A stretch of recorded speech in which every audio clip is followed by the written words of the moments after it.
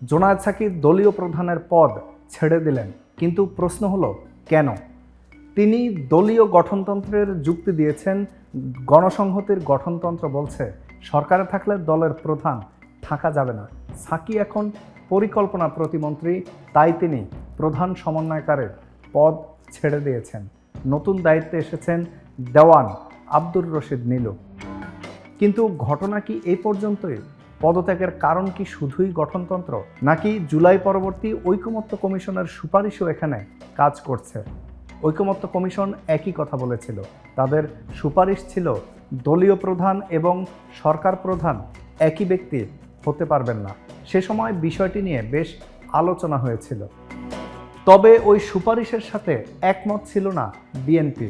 দলটি সে সময় এতে নোট অফ ডিসেন্টও দিয়েছিল।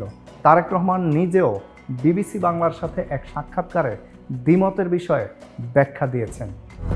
200-র বেশি সার্ভিস ও ফিচারে লেনদেনের সব বিকাশ অ্যাপে সম্ভব। কিন্তু এখন বিএনপি সরকারের অন্যতম মিত্র এবং প্রতিমন্ত্রী জোনায়েদ সাকির এই পদত্যাগ নিশ্চয়ই তাদেরকে নতুন করে প্রশ্নের মুখে ফেলেছে। তবে জোনায়েদ সাকি প্রমাণ করলেন গণসংহতি এতদিন যা বলে আসছিল তা পালন করবে। বাংলাদেশের রাজনীতিতে একটা পুরনো সত্য আছে, ক্ষমতায় গেলে আদর্শ পিছিয়ে পড়ে। জোনায়েদ সাকি সেই পথে হাঁটেননি, তিনি তার কথা রেখেছেন। এখন তার মিত্র দল, বিশেষ করে বিএনপি এবং গণ অধিকার পরিষদ সহ অন্যান্য পার্টি ও সরকার বিষয়টিকে কিভাবে দেখে এবং প্রতিক্রিয়া কি হয়, সেটিই এখন দেখার বিষয়।